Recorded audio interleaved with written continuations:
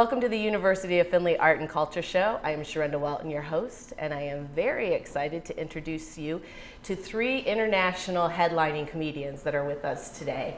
To my left, we have Mr. Nate Jackson. Welcome to the set. No, thank you for having me. We are excited to have you here today. And to my right, far right, I have Mr. Warren B. Hall. Good to be here. Drove to be here. I'm here. We are happy about that. And then we also have on my right, Mr. Bohn. How's it going? It's going great. I'm doing awesome. I'm glad to hear that. And with comedy comes travel. So you have been on the road since 2 a.m. this morning to get to this set for this interview. Correct. Yes. And then we have Mr. Nate Jackson, who got on a plane and flew across the country to get in on time for dinner last night, so that we could have a nice visit and you could be on set today. And we are excited to have you. So let's talk about comedy. That is your life, as well as I know you're actors, you're writers. So let's hear about what it is that you do that makes you tick in the world of comedy. Who's going to start? I'll go first. Go for it. Yeah, man. I was very excited to work with Damon Wayans semi-recently. To me, that was a big thing because I grew up watching In Living Color. I was excited. I wanted to make sure I watched all this stuff. I didn't want anything I did to be remotely like what he did. So I did it, and after the first show, he goes, "Hey, I saw some of your stuff." And it's like, he's talking to me. He goes, I really liked it. I go, thank you. I go, I thought of a tagline for you. I know you don't need anyone to write for you, but I thought of a line. He goes, go ahead, tell me the line. So I tell him the line, and he goes, that's pretty good. I go, if you don't like it, I understand. He goes, no, that's good. And I go, okay, cool, because I don't want to get that call tomorrow. He said, you're off the show. And he goes, and I'm thinking, that was weird. So I leave thinking, well, that was weird. And tell my mom, hey, I met Damon Wayans, it was cool. Next day they call me and go, hey, Damon said to tell you you're off the show. And I go, very funny, me and Damon, we're cool now. He goes, no, you're off the show. Like, now I understand how girls feel when they think they had a good date. Yeah. And they thought it went good, and the guy doesn't call. I had a notebook, I was writing my name with his last name. I thought it was great. Yep. That was great. But it turns out, it took me 2 years to find out, he's done that before. He's thrown people off shows. So he thought he thought I knew he does that, and I was messing with him. But I didn't. So I thought I'd start with that show to say that sometimes it doesn't always go like you think it's gonna. And then that hooked you. You were like, I want to be a comedian the rest of my life because of that. Oh no, that was all at the end. I just jumped right to the end. Right to the end. He went through all that so that he could work with Damon Wayans. Yes. And then after that, he was like, oh, well, now I've done it. And, Right. And then now he gets to come to Findlay. It's a done so, deal. I mean, he got thrown off a show, came to Findlay. Yes. I mean, That's how I'm working. No, the beginning, I wanted to be in the television. As a kid, I saw a Scooby-Doo cartoon, and I wanted to be in the TV. I thought that was cool. I was like 4 years old. And I'm like, I want to be in the TV. And then I was a silly kid, so it worked out. Perfect. Well, and I can, to this day, visiting with you at different times, I can see you as a cartoon character that's come to life. You've come out of the TV to entertain the rest of us. You so. said it much nicer than my wife says. You're a cartoon. Yeah. Thank you. You're welcome. You're very welcome. Lucas, tell us what were your beginnings? So I started, when I was really young, we would go on family trips. My parents were teachers. We didn't have a lot of money, and so we would drive everywhere, and we did trips, New York, Florida, all over in the summertime. And my dad, to help pass the time, this is pre-iPods and iPad, he would get a Henny Youngman tape from the library. Henny Youngman is an old Jewish comic. Take My Wife, Please. Just honky jokes. And we would play them, and the whole family laughed. We just were laughing. We'd listen to the tapes over and over and over again. And I remember thinking at a really young age, what a cool job that must be. Your only job is to make people laugh. That's it. You get to go all over the world and just make people laugh. And so when I was in college, there's a local comedy club. And I went one night, and always been a fan of comedy, had always written stuff down, but never really taken the leap to do it. And I was with a friend, and she goes, I'm going to go say hi to Jeff. He's the comedy club owner. And I went, oh, you know Jeff. You know the owner. And she's like, yeah, I'll introduce you. So she introduces me, and I say, my name is Lucas Bohn. I love comedy. I've written some jokes down. And he goes, oh, really? I said, yeah, I don't know if they're very good, but he goes, don't worry about it. We'll put you up at the second show. We'll find out. And literally, I went and I wrote down like 3 jokes on a napkin, and I did 2 minutes, and I got 1 laugh. And I'll never forget the sound or the feeling of that 1 laugh. Because when I got it, I went, oh, this is it. I want more. And it was from then on. I became the host there, and every weekend I was just there watching comedy, writing comedy.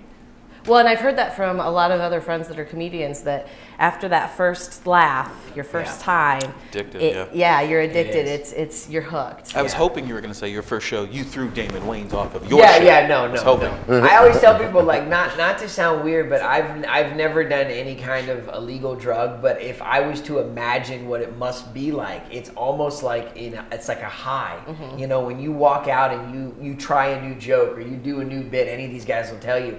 You're putting yourself out there. It's a risk. And deep down, you think it's good and you hope it's good, but you never really know. And you don't have anyone there to rescue you. Exactly. And then when that joke hits, you know, like you thought it was, your body releases this dopamine and serotonin. I mean, your brain you're like, this is awesome. Mm-hmm. And it is. It's a really, really cool feeling. A related question. Yes. How many good shows did you have before you had a show that was horrible?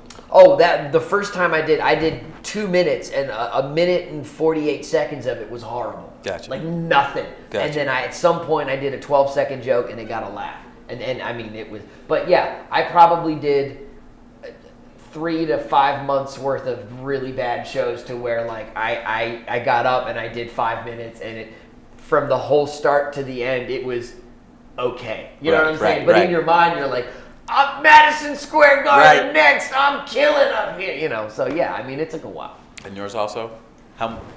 Your first one hits, because if it doesn't, you probably wouldn't still do it. So how many good ones did you have before a bad one? While you're thinking of that, my first one was good, my 3 minutes. My next one was good. That third one was horrible, but I was addicted. It was like, why? What happened? First one went well, right? Yeah, I haven't really had a bad show. See, there it is. No, I'm serious. David Wayne's actually throw him off. No, but like I read or I follow comics, and everybody's biographies and autobiographies are like, I ate it for so long, and then I finally got a hold, and that wasn't my experience. I started in a very small rural area, Spokane, Washington, and the level of talent wasn't booming. So me coming in just talking about what I thought was funny to me worked in general. You know what I mean? Brick wall comedy? Yeah, Chris Warren's club. Only club on the planet I got in a fist fight on stage. Yeah, it's definitely wild. Well, and I love the fact that in your biography, you majored in college. You had a major in college, and you minored in comedy, and it was a self-made minor. And it was a lot of that, correct? Yeah, so essentially, I was always just like the class clown or dude cracking jokes. Like we would finish class and just sit in the Union Building eating and talking smack. Look at her outfit. Look at this guy. Look at this. Just jokes. And a friend of mine who had been sneaking and doing comedy over Christmas break and holiday breaks was like, would you do a comedy contest? Like if it was just students here? And I was like, here? Yeah. Nobody's funny like that. Like we all just be clowning. Yeah. No pressure. And then I turned around, there was this big banner I didn't see, and it said student only comedy competition. And he was like, you better write some jokes. And so I did. And then we went to an open mic at the Brick Wall Comedy Club, and the owner let us in to both perform. We were both underage, so he let us both perform. And then we did the show at the school, and then oddly, our school would struggle to put on events that the students would support.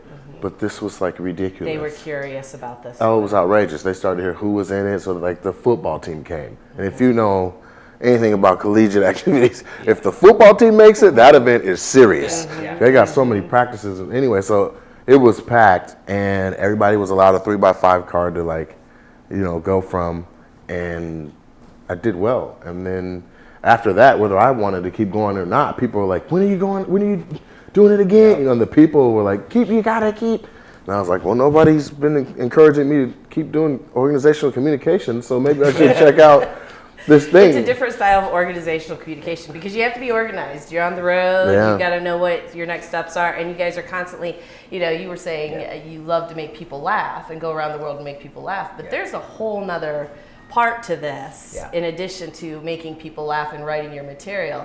It's keeping it all organized. And I know you have support teams behind you that do that, but I also know that when you sit down to have dinner with a group of people, you see it as a potential audition, especially Yeah. when they're Right. representing different film industry or different clubs. So you've got to be on your A game Yep. all the time. I tell people I have 3 calendars on my phone. One that's for me, one that's for my wife and I, our family calendar, and then one that the agents can go in and look at and see, oh, this is open, or oh, he's here with the travel and whatnot. Because there's times when, as I'm sure these guys will tell you, when we're on a cruise ship or we're at a club or we're at a film thing and someone puts a phone call and goes, we want Nate or we want Warren or we want Lucas, is he open on this date? And they can't get in touch with us, but that money's on the table and they want to know immediately. So yeah, I mean,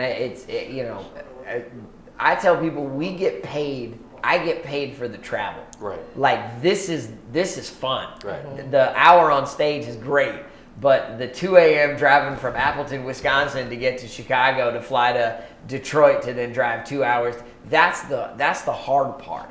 But this is, once you get on stage, once they say, ladies and gentlemen, please give it up for your comedian, man, now we're on vacation. It's vacation. It's good. Now it's all good, man. It doesn't matter that you only got 2 hours of sleep, or that, you might not be feeling 100%, or that your kid's got, a fever or whatever. Yeah. I mean, from then it's like, all right, well, we got to go do this now, so yeah. That was the best answer probably ever. Oh! It's accurate, 100%. There you go. Thanks. My name is Warren B. Hall, and I endorse that message. All right. I want to give a little addendum to it. All right. Okay. Just to give a sense of percentage for people, because like you said, there's the comedy aspect, but then there's the organizing business aspect. The And 80% of yeah, so I it. always hear people say it's show business. And so this is honestly 80% to 90% business. And then the rest is show. Depending on where we're at, we're all veterans and established, so that super grinding, trying to make sure you've hashed out a strong 35, 40, that's now we're inserting and excerting bits, and and so we don't necessarily just be all the way naked on the set list, but the business of it and continuing to make it so that there's income and revenue generating activity, that's why it ends up being 80 to 90, you know what I mean? And also, yeah.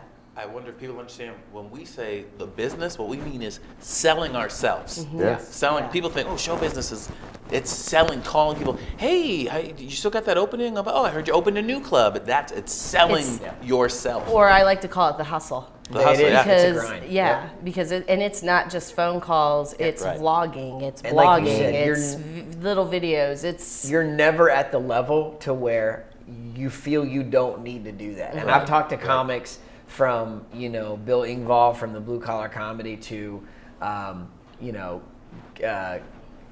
people that you would think, well, they don't need to pick up a phone. They're just going to get work.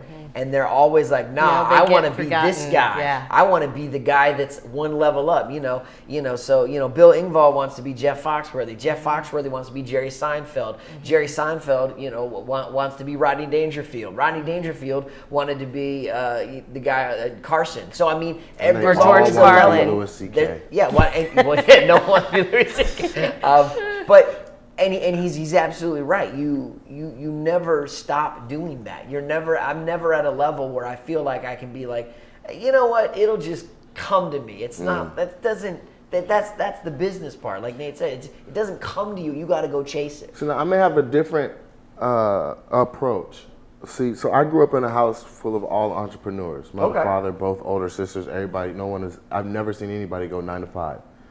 And so there's a hustle aspect to it. Right. But my people instilled in me to build something on my own that I own, that I don't need to rely on anyone else whether or not I can have it. Gotcha. So instead of really hitting the phones and cold and warm calling and hot calling clubs and bookers and things like that, I built my own one-nighter in the Northwest, and everything started to come to me. So by booking, say if I booked you at my show and you had a room somewhere or knew of a room somewhere, Right. we would just reciprocate. Right. Yeah. You know what I mean? So it became beneficial for me to have my own show, because then I would gain stage prowess, knowledge, marketing, exposure, promotion experience, and then our relationship, you would have money for your family and for Right. your food, and then months down the road or whenever it is, I'd be right in your city doing the same thing. And so, but my show would have 2 and 3 comics on it. So each one was exponential because there's 3 cities or 3 comics or 3 leads. And so that's how I did it versus the on the phone, because I felt like my self-assessment of where I was at and my level of talent wasn't correlating to how I was being responded to on phones. Right. I'm like, yo, I'm dope. I'd like to come do your room. And they're like, wherever you work, send a tape, blah, blah, blah. Right. Okay, and you can humble yourself and say, okay, they don't know me. But at the same time, I was like, I'll just build my stock. And it got to the point where I was like, I don't even care. And so now, for the first time in my career, that lane, which I would consider mainstream, is I'm merging into that lane. Does that make sense? But it gives me all this previous experience and stuff from the grind of the private hustle to then pop over into that lane is like, oh, this is smooth. Easier, This is downstream. Yep. You know what I mean? So You're not both saying work. I'm I'm not saying No. don't call, but I wasn't necessarily the caller. Like I wasn't blowing Chris Warren up or doing triple runs, and I was just like, nah. Treble run. I just decided. You don't even know what a triple run is. I think I do, probably but do. why You know don't what a you triple- tell the audience? A triple run. And then I'll tell you if I do. Legendary. There are gigs that when you get comics together and they're at a diner at 2 a.m. in the morning and you're chatting about, the conversation always goes to who are the best people you've worked with, who are the worst people you've worked with, what is the best gig you've done, what is the worst gig you've done. And everyone's got a story. Mm-hmm. And I don't want to say it's like 60-40, but when it comes to the question of what's the worst gig you've ever done, 60% of the time someone will quote a triple run. 40% of the time it'll be the Comedy Zone in Paducah, Kentucky. Like, I don't know, have you ever done that? No. It's like every time people are like, dude, it's the Comedy Zone room in Paducah, Kentucky. Like, it's like chicken wire. Like, it's just, Been there. They're like, it's Brutal. rough. So the triple run is where you do your show 3 times. No, it's the Tribble. Tribble was the guy. David Tribble Okay, is a okay. booker. Is a booker. And what he does Okay. is he gets So I didn't rural. know. Nope. He gets rural venues and he strings them all together and Define creates a rural run. so they Define fully rural so they understand know. what Like- you're saying. Findlay. Stop.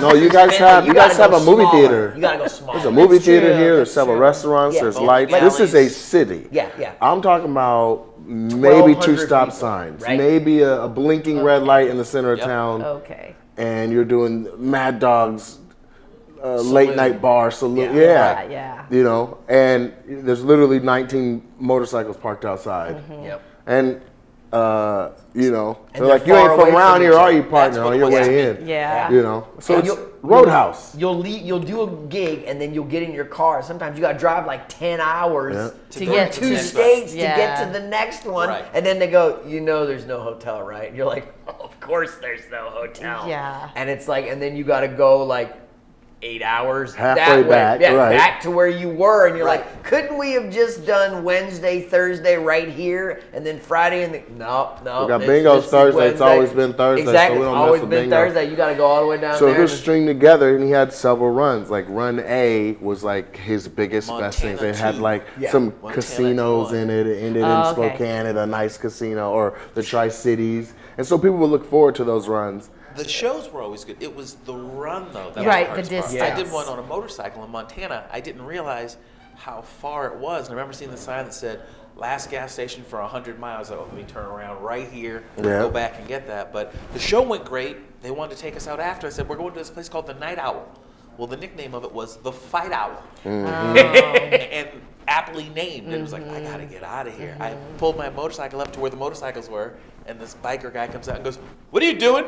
I go, I'm parking with the bikes. He goes, it's a rice burner over there. Get that away from our Harleys. Like, oh, the Harley section. I was like, oh, I'll move it. And I'm like, I'm going to leave. And this Right. girl comes out and goes, no, he was the comedian tonight. And I was like, oh, the comedian, come on in. They loved it, but it was a scary night owl. Right. But everywhere you go, you feel like you've been given this local pass. Right. He was right. the comic. Don't do what we normally do to people. Exactly. You know what I mean? Put the shovel away. We're not gonna need to bury anybody Right. today. He And was so the funny man. That would be a triple run. And so local I did one, like I did one of his abbreviated ones where I was like 4 or 5 gigs, stayed in state, and then I was like, I don't like that. I'm not going to do this anymore. No, well, I can spend the same amount of time driving all over by handing out flyers and marketing in the community and putting up posters and all that. Put the same amount of hours in my own city, and so that was how. And have rest. Yeah, and be around the same people and cool chicks, and you know what I mean. So I just chose that, and so I stayed familiar. And it's just a different path, but that's. And look at the stories you would not have to tell if you had not done it. True. My goodness. Yeah. I think my dad always used to say things like, "Oh, it builds character." And I mean, as a young person, you roll your eyes at that. You're like, "Whatever, character. I don't need character." Like what? But every comic from the greats all the way down to the guy that's been doing it a year, they all have a story. They're like, "Oh, the best gig I ever did was this venue," and they were like, "Worst gig I ever did was at a retirement home, and when everyone was asleep, and they said my name, or there was a podium microphone." I mean, and it's like you're checking the list off. You're like, "Yep." The poster was the guy who was there 2 weeks ago. Exactly. Wasn't your poster? Yep. That's happened Okay, several so we've times. got that. But I know that you guys have had some mountaintop experiences too. And so, That's true. I got to hear about, and the viewers want to hear the mountaintops too. Nate, do you want to start? Nate, you start, buddy. Okay. On stage experience or just On stage, or who you've worked with, or maybe Comedy in a movie, comedy related. Okay, so regional. I'll give a regional and then like a national kind of thing. Okay. So regionally, I really wanted to do radio. Like I wanted to be the funny young guy on Seattle radio, or this was where I'm from. That's right. I live in Los Angeles now, but well after my career had already been going, I could not get an in. So I took an internship, and which was just ridiculous because I was already headlining all over. But then I would go humble myself and like get coffee for people, and I was like, "This is I'm getting coffee for people who can't write anything, let alone a joke." So I had a chip on my shoulder, and it was humbling every day or whatever. And that experience ran its course. Then 2 years later, some other opportunities unfolded, and they did what's called Summer Jam in Washington State, which is like a national tour of like rapper headliners. And so they do it at the Gorge in George, and it's a big open Amphitheater type. Oh, it's huge. Yeah, and so it holds like 80,000 people. Right. And so they're like, we want to add a comic to this show. And I mean, the whole state talks about this thing because it's in the middle of the state. So I've Eastern heard of this Washington thing. and Western Washington. So yeah, so they were like, do you want to do a few minutes? And I was like, you know what? Yeah, I'll take a crack at it. But honestly, when they asked me, because they have the big stage and there's all these ancillary stages around, I'm like, I'll bet, yeah, ancillary. Yeah. I get there, and it's like, it's literally the lineup is, bang, bang, bang. Rick Ross, Nate Jackson, Wiz Khalifa. Main stage, like they're breaking down displays behind in the band. They're rotating the drummer and the instruments, and I go out and people are getting their blunts and stuff ready for Wiz Khalifa to perform, and I do like 10 minutes, and I really just talked to about 8 people. Right. But everything I said would hit and just roll, and I could see it roll and come off. I was like, that was nuts. And people thought I was just, that Jesus came back. Like, they were like, oh my God, you're the guy that was on. So that felt like, that's a high. Yeah. Another one was Montreal in July. Like I said, I've merged into the mainstream thing. I've always been, comedy's very segregated. I think we can agree. To where like even in Hollywood, they have refried Wednesdays and slanted comedy and chocolate Sundays. And that would be Black night, Asian night, Mexican night. And we didn't name it ourselves. Or we did name it ourselves, excuse me, I should say. And then, so I'd always done all the, what you'd call the Black nights. All the urban nights, like Monday at the Improv, Sunday at the Laugh Factory, Tuesday at the Comedy Store, Wednesday with Russell Simmons. And so if I went to any of those clubs on any other night, it would have looked entirely different than the night I was there. I go to Improv only Mondays. But there's no bookers, there's no, like they're moving around following the comedy juices and the other main, you know what I'm saying? Yeah. So missed, overlooked, never seen. And then, so recently, I think due to Kevin Hart's success, a lot of opportunities are opening up where people are saying, yo, there's a whole bunch of dudes in the trenches you guys don't even know about. And because you like me, I'm going to create an opportunity to just let them dudes shine. Because if they, and ladies too, if they shine, I look good. So what does it hurt? So he goes to Montreal, does his own auxiliary thing, and everyone he brought was crushing. His stage, anything they got guest spots on, like variety top 10 comic to watch, struggling to follow unnamed comic from Michigan. You know what I mean? Yeah. And so they're like, we really need to get how we scout and look for talent and congruent with what's happening on our stages. You know what I mean? You're telling me this is who I need to watch, but that's who I really needed to watch. And that's how they felt. And so I had an experience there where I got seen by Dave Becky because he was just overseeing Kevin Hart's stuff, and then got signed at 3 Arts on the spot. And so that was like a dumb high. Yeah. You know? Yeah. So I haven't reaped any of the benefits from it yet because I've still been on the road on this tour. But when I get back, we're going to see how strong they are. Yeah, that's exciting. But that's a high. That's Yeah. awesome. Yeah. Yeah. And it's so funny that you said something. I just had this conversation with a person who's not in the comedy industry, and they were like, hey, when are you going to do a Comedy Central special? And I said, well, you know, you have to understand, Comedy Central, in order for them to be profitable, they have something that they look for. Their demographic is the 20 to 32 range. And they've also found that they need to find guys that are pleasing to the eye, because women will watch a comic that is cute But not necessarily but not funny. necessarily funny. Okay, so some of the people that they get, as you very well will know, like going to Montreal, are not great comics, but they're what management is going, oh, but he's got a great look, he's got a great energy, people really like him. Translation, not that funny, we're gonna work on that though. But then you have just regular guys like me. I'm not known, nobody knows me, but when I walk into a room, I'll do well. Warren will do well. Nate will do very, very well. Well, and you're being very humble because you have a lot of followers through But social I do. media. But what I'm saying is that doesn't translate into opportunities, though. And when the management looks at me, they see a 36-year-old guy who hasn't popped yet, and they go, "Why not?" What they should be saying is, "How can I make him pop?" Yeah. He's got 3 hours of material. You've got 3 hours of material. You've got 3 hours of material. How do we harness that? That's not how managers think. Managers think, I need the next hot thing. I don't want to put energy into it. I want people just to go, oh my gosh, this guy's adorable. He's so cute. Let's get him on a television show. And that happens over and over again. And then you put someone who's 2 or 3 years into comedy on a show with Nate or with Warren or with me, and all of a sudden people go, wait a minute. I mean, he's all right, but he's not all right compared to this guy. Who's this guy? Well, how come there's no one pushing him? I've got 8 guys pushing the cute guy. Well, what about this guy from Spokane? What's going on with that?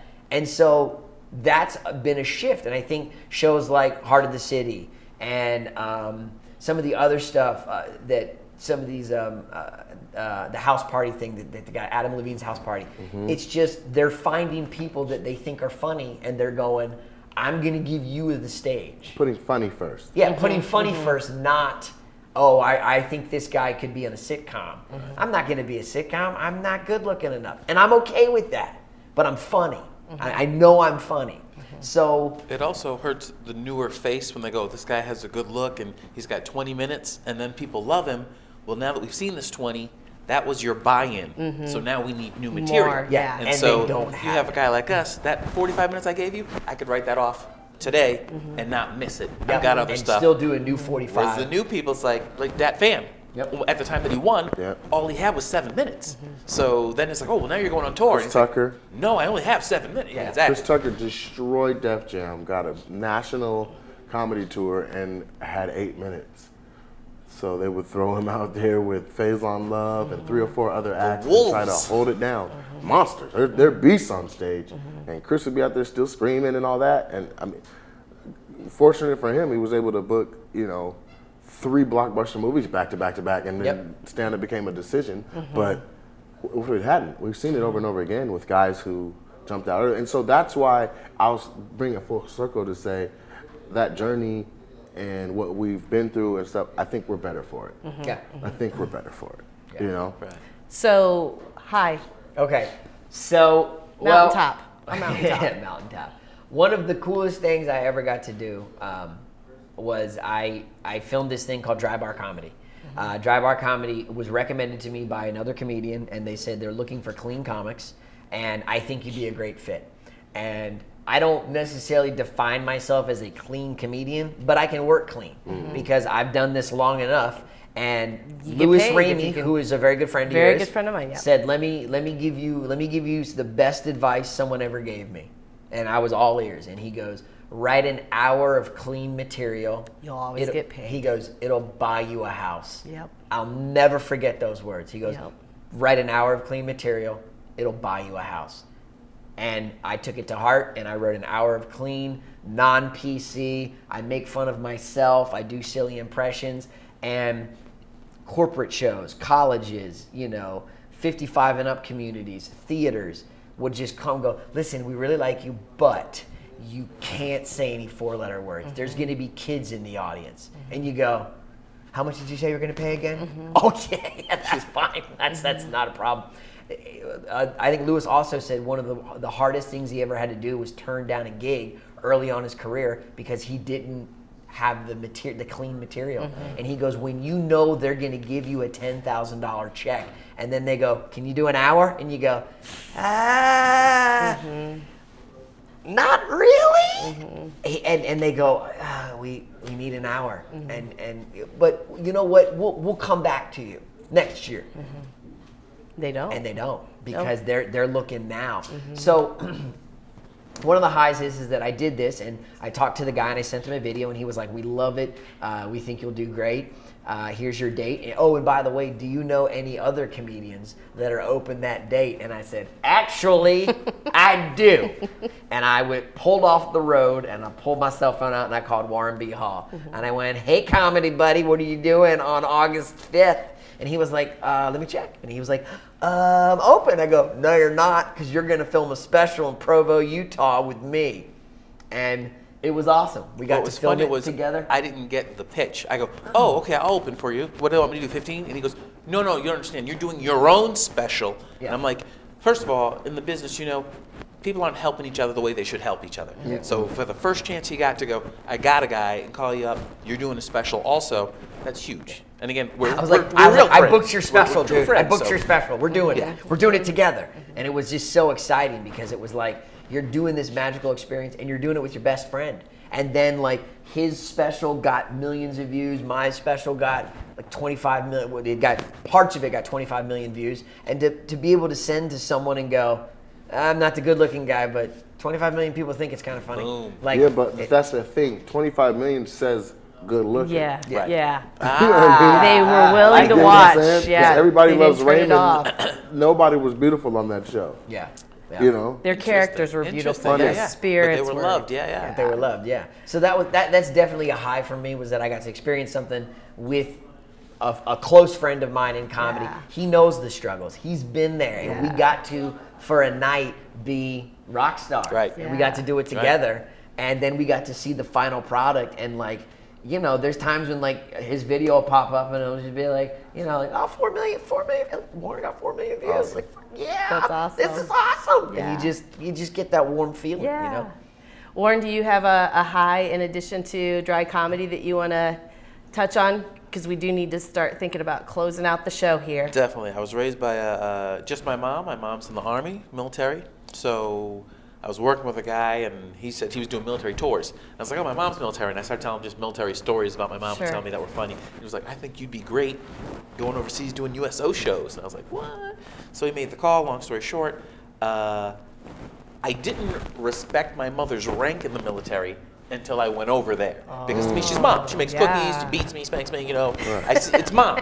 But to see that she's sergeant major, which is, Yeah. non-commissioned officer, that's as high as she could go. Uh-huh. So when I would tell those guys, "Oh yeah, my mom's in the Army, sergeant major," like, "What?